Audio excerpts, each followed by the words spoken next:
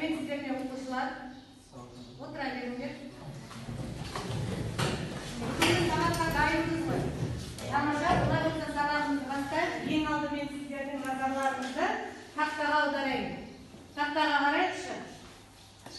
Ненің суреті бейнеленген? Минералдық ресурстар ма? Жақсы. Бұлардың ортақ атауы қалай аталады? Шикізат деп аталады. Дұрыс па? Ненің атаулары екенін жеке атап бере аламыз ба? Біріншісі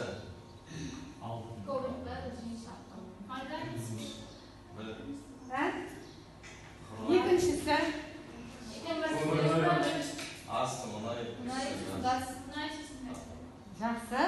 Демек біледі екенбіздер қазіргі тапсырмаларды орындау барысында осы білімдерімізді әрі қарай толықтыратын боламыз. Жақсы. Не екенін білдік, бұлардың бізге қандай қажеттілігі бар? Бізге не үшін қажет? Шикізат ретінде қолданамыз, е? Нақты не үшін? Дәлелін салып кетейікші.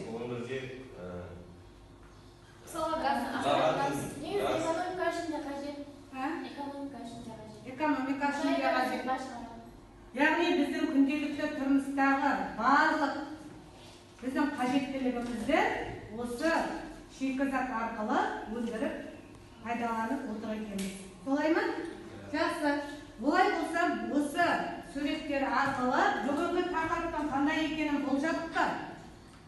Қандай деп ойлайсыңдар осындай тақырып?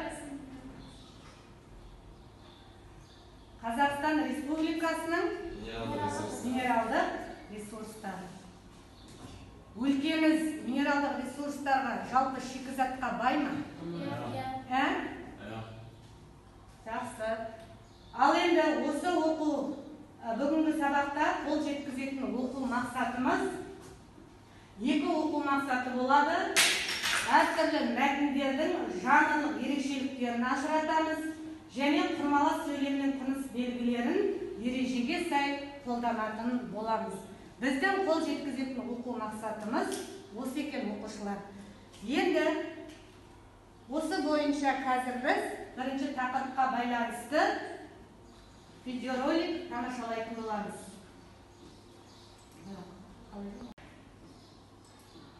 Қазақстан өзінің жер қойнауының байлығымен әйгілі. Бұл жер қабығының геологиялық құрылымы мен олардың орналасу ерекшеліктеріне байланысты. 1919-1923 жылдары Қарағанды көмір алабының өндірістік мүмкіндіктері анықталды. Содан бері қазақстандық геологтар басқа да көптеген кен орындарын ашып, оларды игеруге байланысты үлкен жұмыстарды атқаруда. Қазақстанда шамамен барлық минералды шикізат түрлері бар. Еліміздің жер қойнауынан Менделеев кестесінің 99 элементі табылды. 70 элементтің қорлары игерілсе, 60-тан аса элемент өндірісте қолданылды. Қазақстанда пайдалы қазбалардың 6000-ға жуық кен орны белгілі.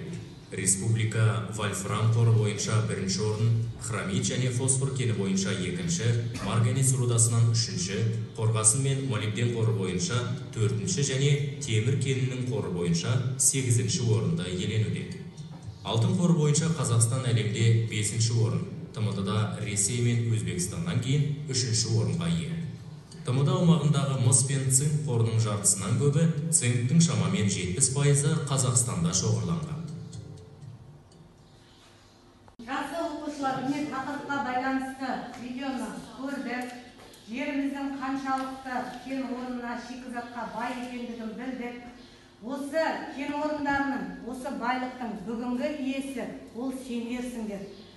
Бүгінгі алған білімдеріңмен ертеңгі күні осы шикізатты мемлекеттің пайдасына жаратып, мемлекетіміздің дамуы үшін үлес қосатын ол сендер екенсіңдер. Сондықтан да осындай жан-жақты білімді алып, оны келешекте іске асыру жолдарында бүгінгі білімді ұрпақ білуі тиіс екен. Енді осы бойынша біз қазір тапсырма орындаймыз. Тақырыпқа байланысты.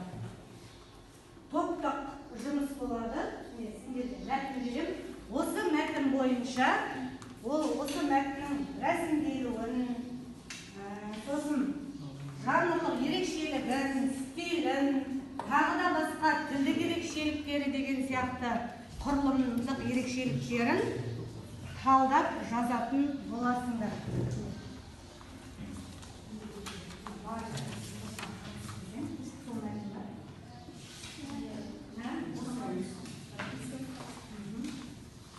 Қазір сіздерге тағы да парақша берем. Ақпарат берейін.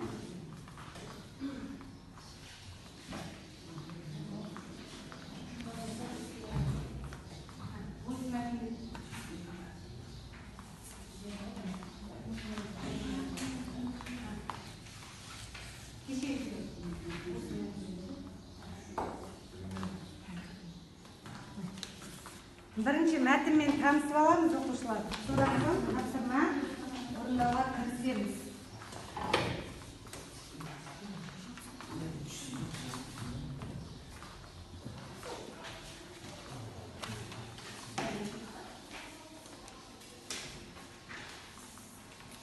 Дискрепция.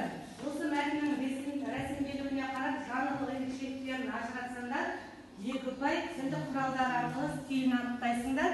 Оған 2 ұпай. Осы тапсырма бойынша алатын ұпайлары.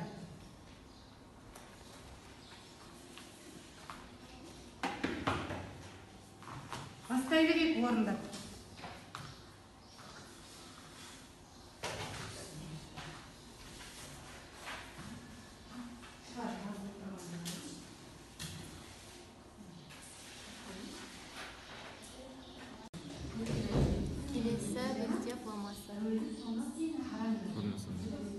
Жазбаша. Стилі қандай екен тауа бер.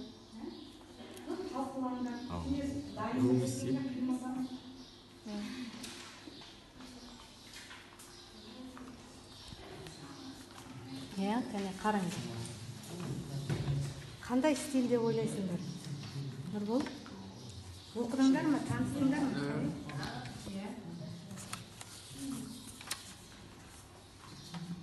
Мақсаттар ғой.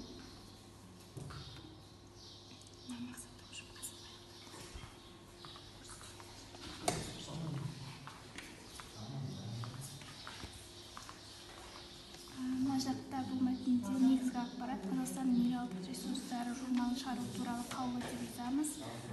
Стилі қандай деп ойлайсыңдар?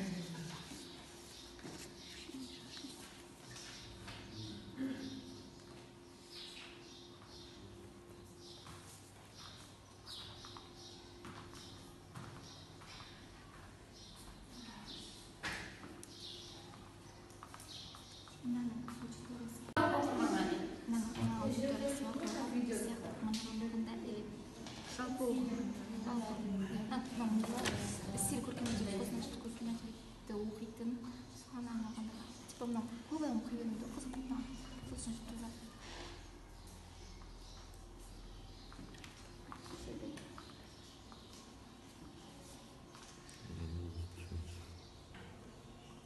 Сізге берілген мәтіннің аудиториясы Жалпы оқырманға. Қалып жатырмыз ба оқушылар? Қиындық тудырып жатқан жоқ па? Жоқ. Жақсы. 2 мәтінде жұлдыздың алдына қойғансыңдар. Ішінен жұлдызға көмектесеміз, топтық жұмыс болғандықтан топтасып бірге орындаймыз. Жақсы ма? Стилі қандай? Ресми. Мәтіннің формасы жазбаша. Мәтіндегі негізгі ақпарат Қазақстанның минералдық ресурстары журналын шығару туралы қаулы.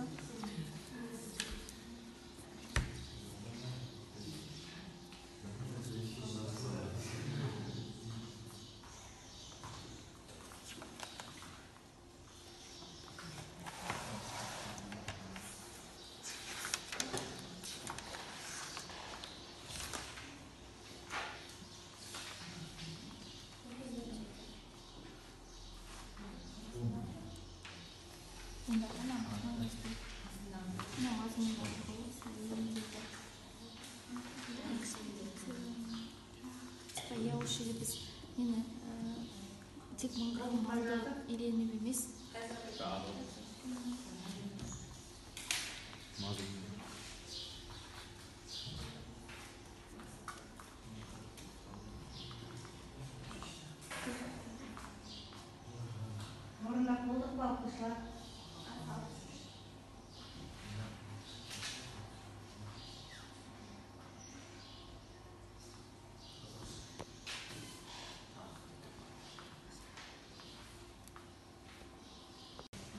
Ал оқушылар тапсырманы орындап болсақ, оқимыз, жазғанымызды, мәтінді талдадық па?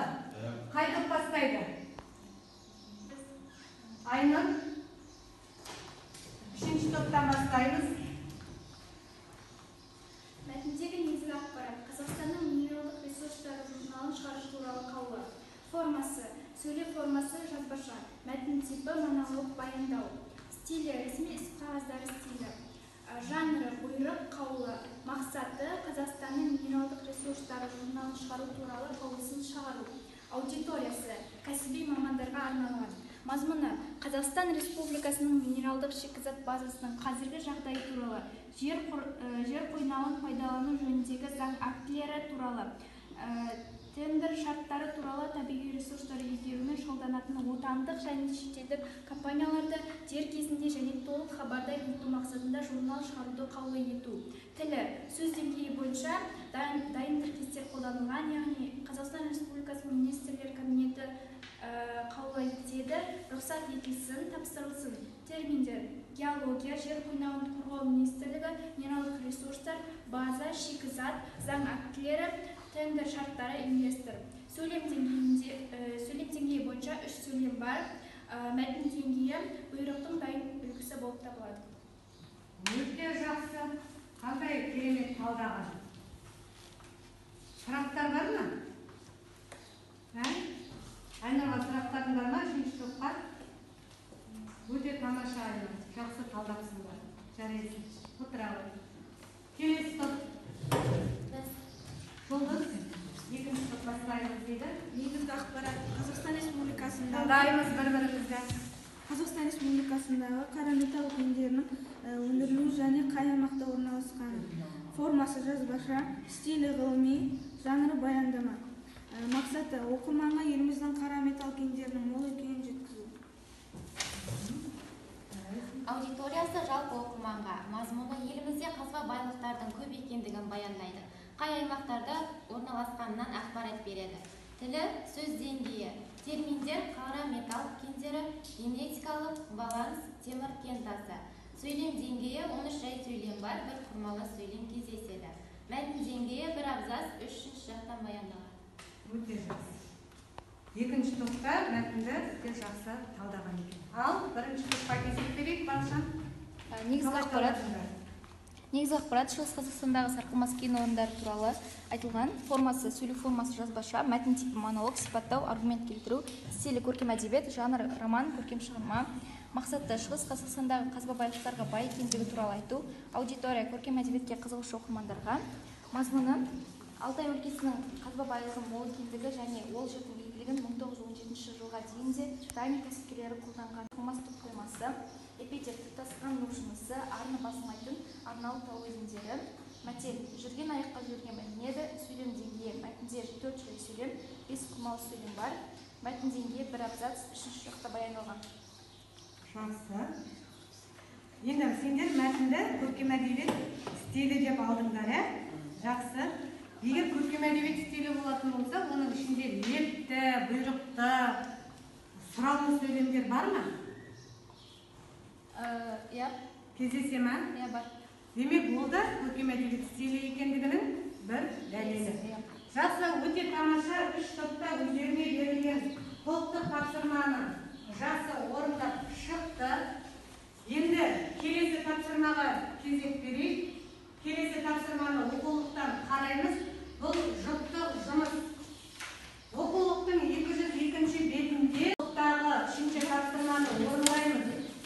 Кестеге берілген сөйлемдер бар. Бұл жерде бірнеше жай сөйлем берілген, және сендер оны құрмалас сөйлемге айналдыруларың керек. 1-ші топтағы жұпқа сіздер салалас құрмаласты жазасыңдар, міне салалас құрмаласқа айналдырасыңдар. 2-ші топ мына жай сөйлемдерді сабақтас құрмаласқа айналдырасыңдар. 3-ші топ аралас құрмаласқа айналдырасыңдар. Берілген жай сөйлемдерді. Тарттық па? Жақсы. Мына сөйлемді аралас құрмаласқа айналдырасыңдар. Бұл енді жұптық жұмыс болғандықтан топта 4 оқушыдан, 2 оқушыдан жұптасын орындауға болады. Қаныр, ертеңін боласыңдар?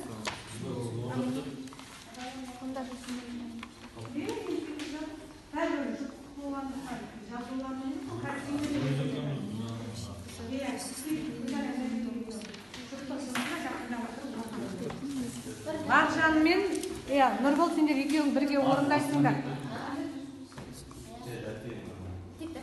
Ернар мен Жолдыз бірге орындайсыңдар. Ким бар? Байлықтардың барлығының қоры негізінде мұнай және газ өнеркәсібі аса минералдық Негізі қастарына бір кіші қыздың бір-бірінен алғанда сендерге оңай болады. Ал орындай берейік кәне.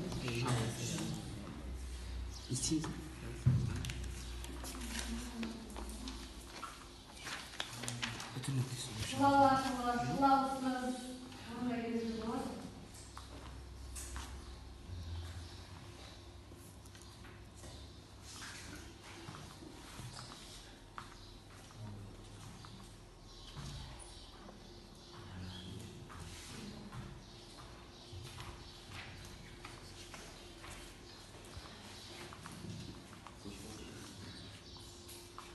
Оқушылар, бұл тапсырманың дискрепторы жай сөйлемдерден құрмалас сөйлем құрады. 2 ұпай болады. Құрмаластың тыныс белгілерін ережеге сай қолданады. Оған 2 ұпай. Яғни екінші тапсырма бойынша да сендер 4 ұпай алатын боласыңдар. Сондықтан тапсырманы тиянақты дұрыс орындауға тырысайық. Құрмаластың тыныс белгілерін білетін едік. Солай ма? Көп жағдайда жай сөйлемдердің арасына қандай тыныс белгі қойылатын еді? Құрмалас сөйлемдер үтір арқылы ажыратылатын еді.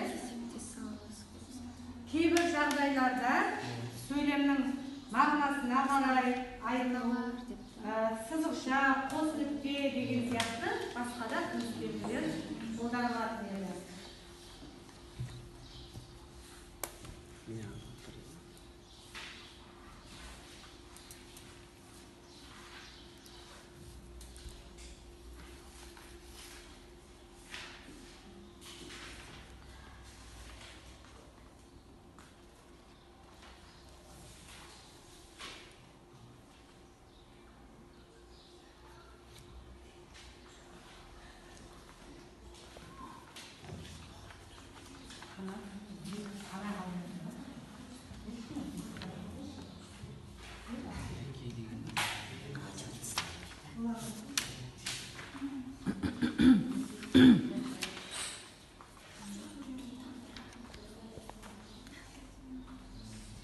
Ережелерді еске түсіреміз.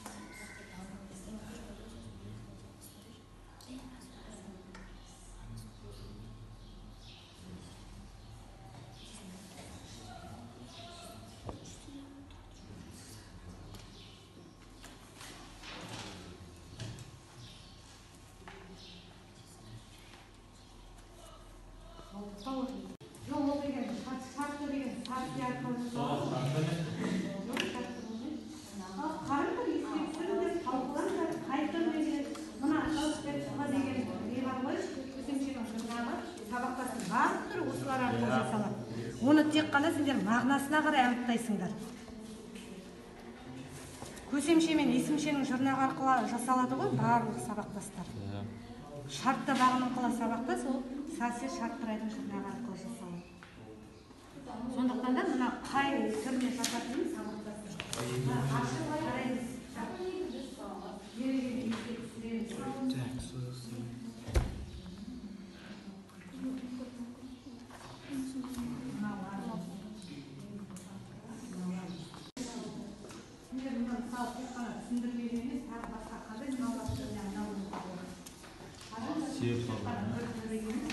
Сабақтас, сосын сабақтас.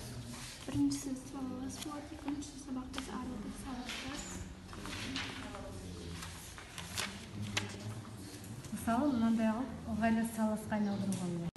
Тапсырманы орындап болдық па? Дайынбыз ба? Қане, қай жұптан бастаймыз? Апай, Иә, Бағжан мен Нұрмол қалай орындады екен? Сендер жай сөйлемдерді құрмаластың қай түріне айналдыруларын керек? салалас. Салалас құрмаласқа, иә, жақсы.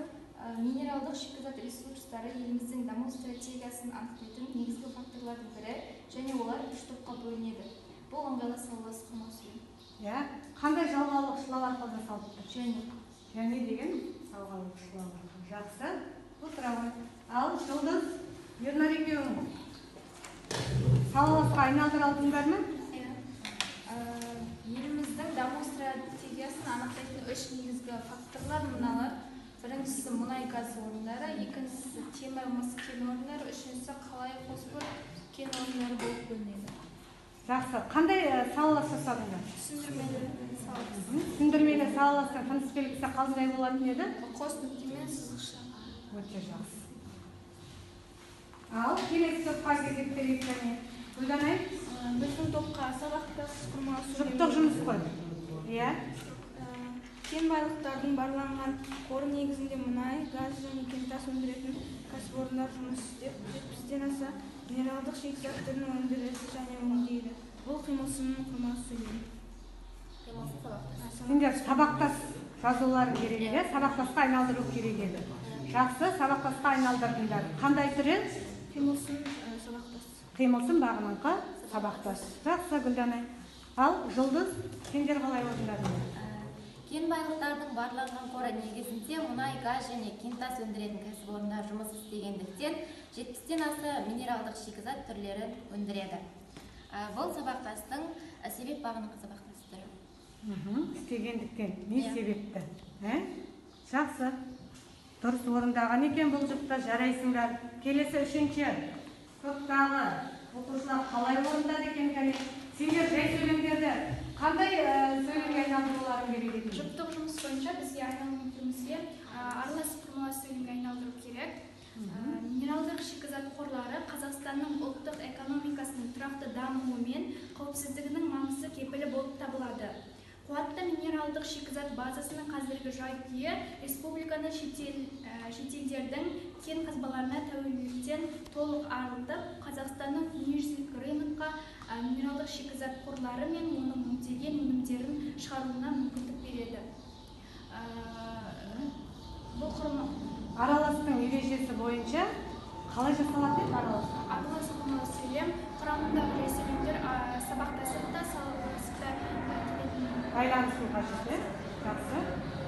Ал енді осы сөйлемде бірінші жай сөйлемі салалас болып тұр ма, сабақтас па? салалас болып тұр. Баяндауышы қандай? Болып табылады. Тиянақты, иә? Тиянақты. Жақсы. Екінші жай сөйлемнің баяндауышы? Екінші арықтық, сабақтас. Сабақтас болып тұр. Үшіншісі мүмкіндік береді, бұл салалас. Иә, үшінші енді сірә тиянақты болады. Демек, салалас пен сабақтас аралас келіп, аралас, құрмалас жасап қоя. Жарайсың. Болды ма? Жақсы. Айнұр мен Арайлымда өте жақсы орындаған екен. Ал Азамат, Ерасыл, орындадыңдар ма? Қуатты минералдық шикізат базасының қазіргі жай-күйі республиканың шетелдердің кен қазбаларына тәуелділіктен толық артылды және Қазақстанның дүниежүзілік рынокқа минералдық шикізат қорлары мен оның өңделген өнімдерін шығаруына мүмкіндік берді. Жақсы. Азамат пен Ерасылда қолдан келгенше орындапты. Жарайсыңдар. Қайталау білім анасы деген. Өте жақсы қайталап. орындалды. Минералдық шикізат қорлары Қазақстанның ұлттық экономикасының тұрақты дамуы мен қауіпсіздігінің маңызды кепілі болғандықтан, қуатты минералдық шикізат базасының қазіргі жай-күйі республиканың шетелдерден кен қазбалары тәуелділіктен толық артылады. Және Қазақстанның дүниежүзілік рынокқа минералдық шикізат қорлары мен оның өңделген өнімдерін шығаруына мүмкіндік береді. Жақсы, өте жақсы. Азамат, жарайсыңдар, Ерасыл екеуің аралас құрмаласты дұрыс жасағансыңдар. Отыралым. Демек, екінші тапсырмада жұптық жұмыста жақсы орындар құрмалас сөйлемді, жақсы меңгергендеріңді, жай сөйлемді құрмаласқа айналдыру жолдарында жақсы меңгергендеріңді көрсете алдыңдар. Жарайсыңдар, оқушылар. Енді келесі тапсырма білімнен платформасынан сәйкестендіру тестін орындайтын боламыз. Мұнда да манағы құрмалас сөйлемге қатысты тыныс белгілерді мағынасына қарай сәйкестендіреміз. Жақсы, оқушылар, үшінші тапсырмамызды білімнен платформасы арқылы орындайтын боламыз. Мұнда сәйкестендіру тапсырмасы бар. Құрмалас сөйлемнің тыныс белгісін қою жолдарын табатын боласыңдар. Ал тақтаға шығып кім орындайды? Әр оқушы біреуден сәйкестендіруге болады. Біріншісі кім орындайды? Бернар? Кәне келе ғой?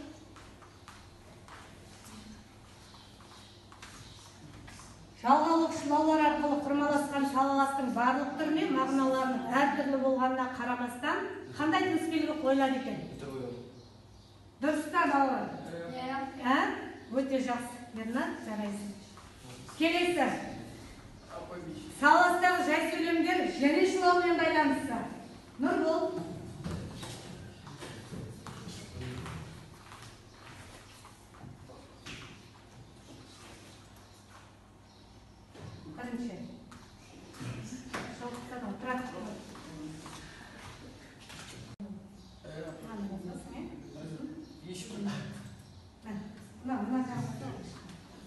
Кішкене қозғалып кеткен ғой, анау сәл қозғалып кеткен ғой, жауып тастап сөйтіпті.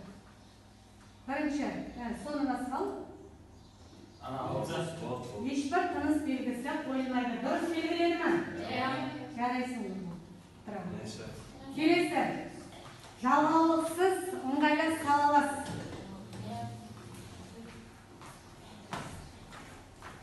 Қанат қалай белгілейді екен? Амсанан. Аны қатысыш. Абай, ұстап қойсаңыз. Үтір сызықша ма? Жоқ, тек үтірмен.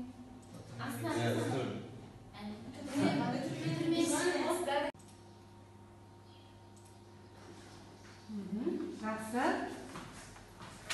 Қанаттар дұрыс орындады. Келесіге кім шығады? Жалғаулықсыз қарсылықты салаластың арасына беттен келе ғой. Қандай тыныс белгі қойылады жетеміз?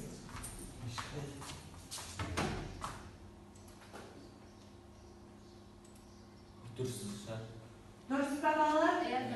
Жақсы. Келесі.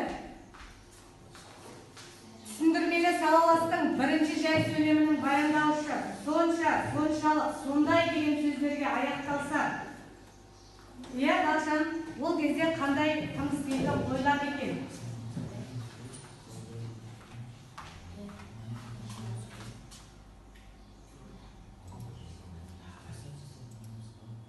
Сызықша, дұрыс па? Сызықша қойылады. Жарайсың Бақшан. Келесі. Түсіндірмелі салаластың бірінші жай сөйлемінің баяндаушы сілтеу мәнді сөздер болды. Бұл сыныптың үздік оқушылары мыналар деген сияқты. Гүлданай білемін дейді, кәне қалай білер екен. Сілтеу мәнді сөз осылар, мыналар, мынадай деп келеді ғой. Қос нүкте. Дұрыс па оқушылар? Жарайсың Гүлданай. Келесі. салдар салаластың салдар мәнді сөйлемі себеп мәнінен бұрын тұрса. Ал қандай тыныс белгі қойылады? Үшеуі ғана қалды. Айнұр.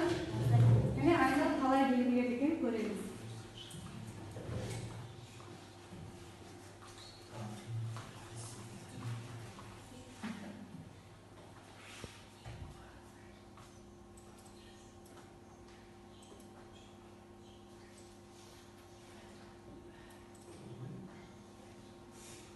Дұрыс белгіледі ме?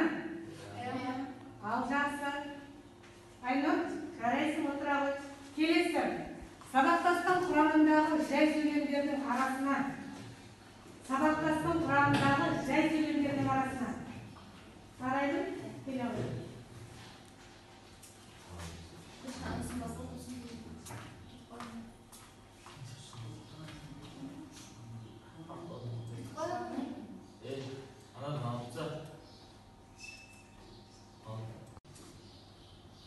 Арайлым. Дұрыс белгіледі ме? Жақсы, өте жақсы. Ал қолғысы. Азамат, келе. Азамат қолғы тез оқы екен.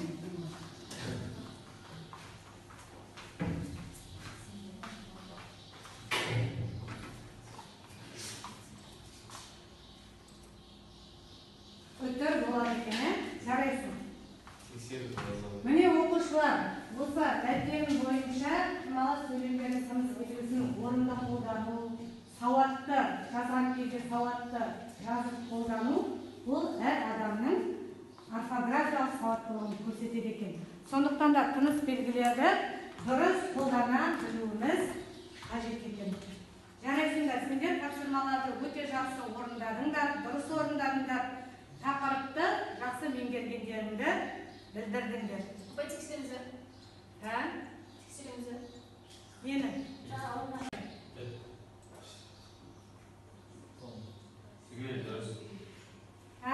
Дұрыс па?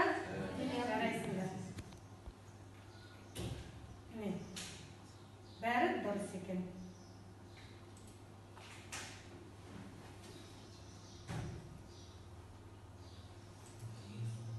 Ал енді сәйкестендіру тапсырмасын орындадық. Енді кері байланыс жасаймыз. Қазір сендерге ақпарат берейін. Осы бойынша бүгінге не ұнады, не ұнамады. Сол бойынша өздерінің пікірлеріңді жазып бере қойыңдар. Немесе ауызша айта аласыңдар ма? Ауызша айта аласың. Ауызша айта аласыңдар ма? Қайтадан түсіре аласыңдар ма? Ал жақсы оқушылар, сабағымыздың 3 тапсырмасында жақсы, тиянақты, белсенді орындадыңдар. Олай болса, бүгінгі орындалған тапсырмаға байланысты сенде кері байланыс жасайтын боламыз. Плюс минус қызықты әдісі арқылы өздеріңнің пікірлеріңді білдіре қойыңдар. Сабақта не ұнады, немесе не ұнамады, түсініксіз болған жайттар бар ма? Және не нәрсе қызықты болды? Ал, Айнұр. Маған сабақта барлығы ұнады. Оның ішінде сабақ мазмұны бойынша Қазақстанның минералдық ресурстары туралы түсіндім. Білдің, бай өлке екенімізді білдің. Өте тамаша. Және Бақжан. Маған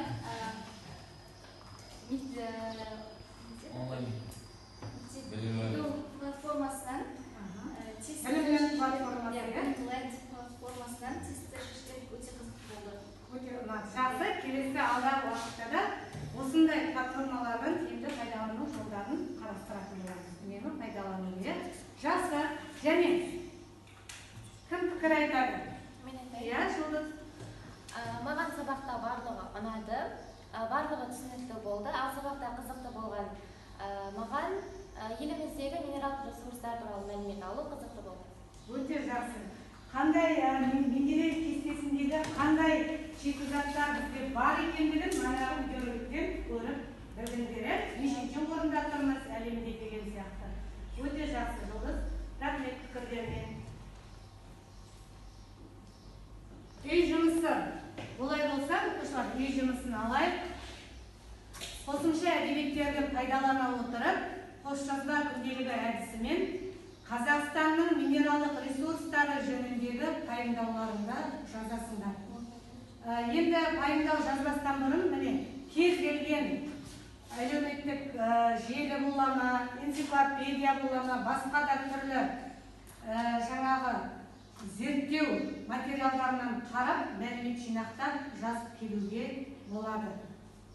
Егер барлық минералдық ресурс болмаса да, Қазақстанда өндірілетін бір немесе екі минералдық ресурсты мысал ретінде келтіріп жазуға болады. Бүгінгі сабаққа қатысқандарыңа үлкен рахмет. Келесі сабақта көріскенше. Ал енді мына бүгінгі алған ұпайларыңды мектеп етуге ұпай қоятын боламыз. Сау болыңдар.